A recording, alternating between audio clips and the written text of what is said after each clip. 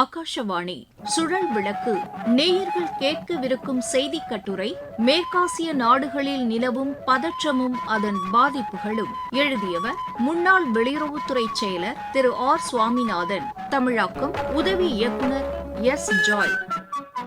அமெரிக்க ஐக்கிய நாடுகள் மற்றும் இஸ்ரேலின் ஒருங்கிணைந்த போர் நடவடிக்கைகள் காரணமாக ஈரான் மீதான தாக்குதல் அதிகரித்துள்ளது. இதனால் மத்திய கிழக்கு மற்றும் மேற்காசிய நாடுகள் பெரும் இன்னலை சந்தித்துள்ளன. பிப்ரவரி 28ஆம் தேதியன்று அமெரிக்காவுடன் இஸ்ரேலும் இணைந்து நடத்திய வான்வழி தாக்குதலில் ஈரான் தலைவர் அயத்துல்லா அலி காமேனியும் அவரது குடும்பத்தினரும் ராணுவத்தின் உயரதிகாரிகள் சிலரும் கொல்லப்பட்டனர். இந்த சம்பவம் உலகம் அனைத்திற்கும் அதிர்ச்சியை ஏற்படுத்தியதுடன் பரபரப்பையும் ஏற்படுத்தியது. தொடர்ச்சியாக ஈரானில் உள்ள சுமார் 2000 ராணுவ தளங்கள் மீது தாக்குதல் நடத்தப்பட்டது.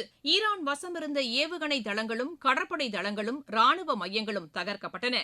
இதற்கு பதிலடியாக இஸ்ரேல் மற்றும் வளைகுடா நாடுகளில் உள்ள அமெரிக்க தளங்கள் மீதும் வளைகுடா நாடுகள் மீதும் ஈரான் தாக்குதலை நடத்தியது. ஹோர்முஸ் ஜலசந்தியில் உள்ள எண்ணெய் கிணறுகள் மீதும் தாக்குதல் அதிகரித்தது. ஈரானில் 1000க்கும் மேற்பட்டோர் கொல்லப்பட்டனர். அமெரிக்கா மற்றும் இஸ்ரேல் ராணுவ வீரர்கள் தாக்குதலின் போது உயிரிழந்தனர். இந்த போர் பதற்றம் ஈரான் மற்றும் இஸ்ரேலை மட்டும் குறிவைக்கவில்லை. அதற்கு பதிலாக இஸ்ரேல், ஈரான், லெபனான், ஈராக், ஐக்கிய அரபு Emirate, Qatar, Saudi Arabia, Kuwait, Turkey மற்றும் ஓமன் நாடுகளையும் பதம் பார்த்தது. இதன் விளைவாக எண்ணெய், எரிவாயு, அமோனியா ஆகியவற்றின் விலை கடுமையாக உயர்ந்தது. ஹோர்முஸ் ஜலசந்தி வழியாக உலகிற்கு தேவைப்படும் பெட்ரோல், டீசல் மற்றும் 20% திரவ எரிவாயு, 1/3 அமோனியா ஆகியவை கொண்டு செல்லப்படுகின்றன. போர் தாக்கத்தால் இவற்றின் விற்பனையும் கடுமையாக பாதிக்கப்பட்டது.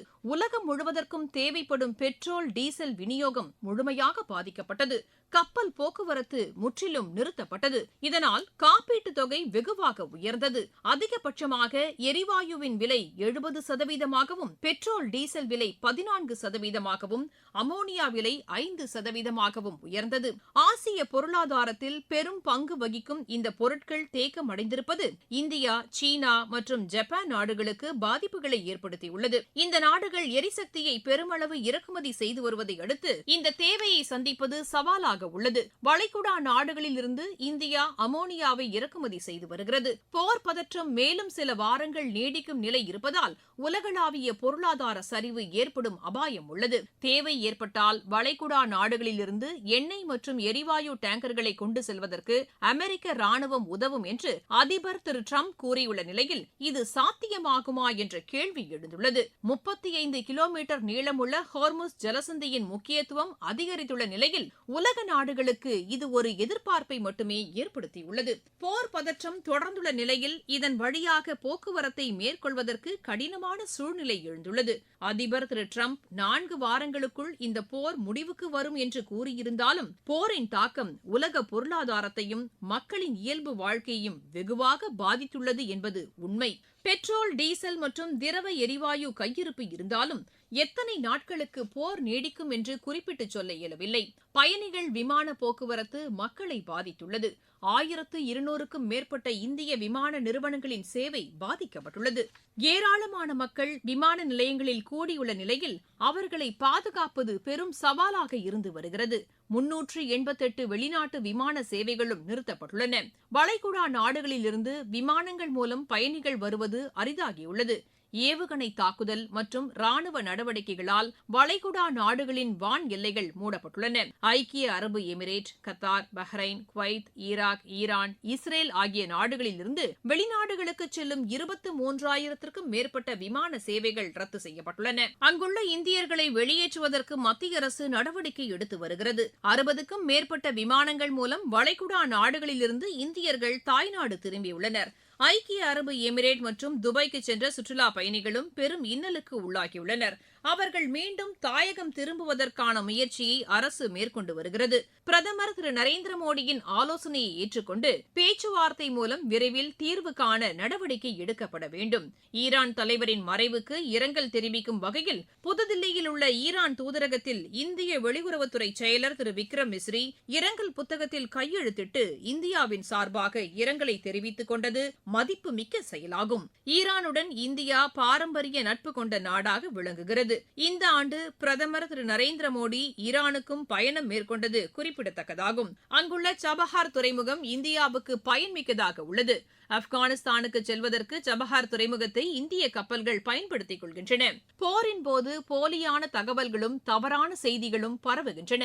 தேவையற்ற செய்திகளை சமூக வலைதளங்கள் மூலமாகவும் வாட்ஸ்அப் மூலமாகவும் பரப்புவது தவிர்க்கப்பட வேண்டும். நாட்டில் உள்ள தொலைக்காட்சிகள் மற்றும் சர்வதேச செய்தி அலைவரிசைகள் கூறுவதை உறுதி செய்த பின்னரே சம்பவங்கள் குறித்த தகவல்களை நம்ப வேண்டும். யாரோ ஒருவர் தேவையின்றி பரபரப்பு ஏற்படுத்த வேண்டும் என்ற குறிக்கோளுடன் சமூக வலைதளங்களில் பதிவுகளை போட்டால் அது நம்ப தகுந்ததா என்பதை ஆய்வு செய்த பின்னரே அதனை அடுத்தவருக்கு தெரிவிக்க வேண்டும். எந்த வகையான புகைப்படங்கள் வீடியோ பதிவாக இருந்தாலும் அது உண்மையானதா என்பதை அறிந்து கொள்வதற்கு உரிய தொழில்நுட்பங்களை பயன்படுத்தி ஆய்வு செய்ய வேண்டும். பொறுப்பற்ற விதத்தில் உள்ள காட்சிகளை பரப்புவதற்கு பதிலாக அதனை கைவிடுதல் நல்லது. அகில இந்திய வானொலியின் செய்திகளை கேட்டு தகவல்களை உறுதி செய்து கொள்வது சாலச் சிறந்ததாகும். மேற்காசியா மற்றும் வளைகுடா பகுதிகளில் சிக்கியுள்ள இந்தியர்களின் நிலையை மத்திய அரசு தொடர்ந்து கவனித்து வருவதாக வெளியுறவுத்துறை அமைச்சகம் கூறியுள்ளது. இந்த பகுதிகளில் உள்ள இந்திய தூதரகத்தை தொடர்பு கொள்ள வேண்டும் என்றும் அங்குள்ள கட்டுப்பாட்டு அறைகளில் முழுமையான தகவல்களை தெரிவித்து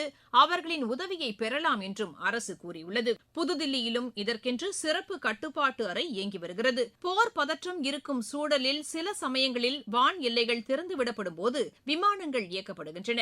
மார்ச் 1ஆம் தேதி முதல் 7ஆம் தேதி வரை 52,000 இந்தியர்கள் பாதுகாப்பாக வெளியேற்றப்பட்டுள்ளனர். இதில் 32,107 பேர் இந்திய விமானங்களில் பயணித்துள்ளனர். பயணியர் விமான போக்குவரத்து நிறுத்தப்பட்டிருக்கும் நிலையில் அந்தந்த பகுதிகளில் உள்ள இந்திய தூதரகங்கள் மற்றும் துணை தூதரகங்களை அணுகி பயன்பெறுமாறு வெளியுறவுத்துறை அமைச்சகம் வேண்டுகோள் விடுத்துள்ளது. பாதுகாப்பான சூழலில் விமானங்களை இயக்கவும் அரசு நடவடிக்கை மேற்கொண்டுள்ளதாக அமைச்சகம் தெரிவித்துள்ளது. மேற்காசிய பகுதிகளில் பதற்றம் நிறைந்த சூழல் ஏற்பட்டுள்ள நிலையில் 16 ஈரான் கப்பல்களை தகர்த்ததாக அமெரிக்க கடற்படை தெரிவித்துள்ளது. ஹோர்முஸ் ஜலசந்தியில் கடலுக்கடியில் ஏவுகணை தாக்குதலில் இந்த கப்பல்கள் ஈடுபட முயன்றதால் இந்த நடவடிக்கை மேற்கொள்ளப்பட்டதாக அமெரிக்க அதிகாரிகள் தெரிவித்தனர். ஹோர்முஸ் ஜலசந்தி வழியாக உலக அளவில் கப்பல்கள் மூலம் எடுத்துச் செல்லப்படும் எண்ணெய் போக்குவரத்தை தடுக்கும் முயற்சியில் ஈரான் ஈடுபட்டதாகவும் அதனை நிறுத்துவதற்காகவே இந்த நடவடிக்கை மேற்கொண்டதாகவும் அமெரிக்க பாதுகாப்பு அமைச்சர் திரு பீட் ஹெக்சேத் கூறியுள்ளார்.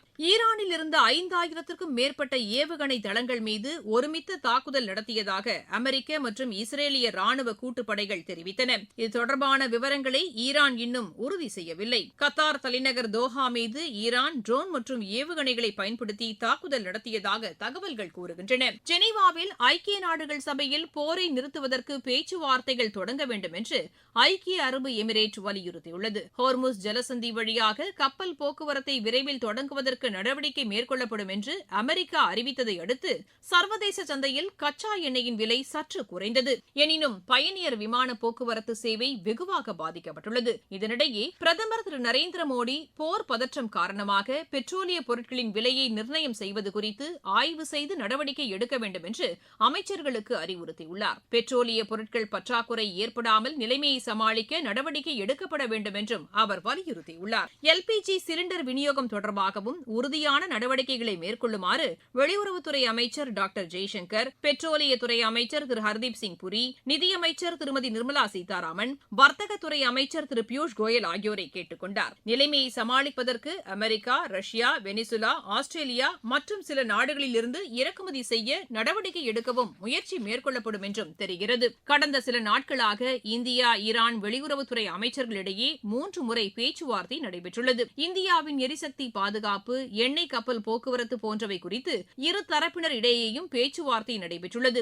இதற்கு மேலும் வலு சேர்க்கும் விதத்தில் கடந்த வியாழனன்று பிரதமர் திரு நரேந்திர மோடி ஈரான் அதிபர் திரு மசூத் பெஷஷ்கியானுடன் தொலைபேசி வாயிலாக பேச்சு நடத்தினார். மேற்காசியாவில் நிலவும் சூழல் குறித்து ஈரான் அதிபருடன் ஆலோசனை நடத்தியதாக சமூக வலைதளத்தில் பிரதமர் கூறியுள்ளார். பொதுமக்களின் உயிரிழப்பு மற்றும் உள்கட்டமைப்புக்கு ஏற்படும் சேதம் கவலை அளிப்பதாக அவர் தெரிவித்துள்ளார். ஈரானில் உள்ள இந்தியர்களின் பாதுகாப்பு, கச்சா எண்ணெயை தடையின்றி கொண்டு வருவது குறித்தும் எடுத்துரைக்கப்பட்டதாக பிரதமர் குறிப்பிட்டுள்ளார். அமைதி மற்றும் ஸ்திரத்தன்மையை ஏற்படுத்த இந்தியா ஆதரவளிக்கும் என்று திரு மசூத் பெஷஷ்கியானுக்கு உறுதியளித்ததாகவும் திரு நரேந்திர மோடி தெரிவித்துள்ளார். பிரதமரின் பேச்சு இந்தியாவின் நிலைப்பாட்டை உலகிற்கு எடுத்துரைத்துள்ளது முக்கியத்துவம் பெறுகிறது. நீங்கள் இதுவரை கேட்ட செய்திக் கட்டுரை மேற்காசிய நாடுகளில் நிலவும் பதற்றமும் அதன் பாதிப்புகளும். எழுதியவர் முன்னாள் வெளியுறவுத்துறை செயலர் திரு ஆர் சுவாமிநாதன். தமிழாக்கம் உதவி இயக்குனர் எஸ் ஜாய். வாசித்தவர் சுமித்ரா ரத்னம்.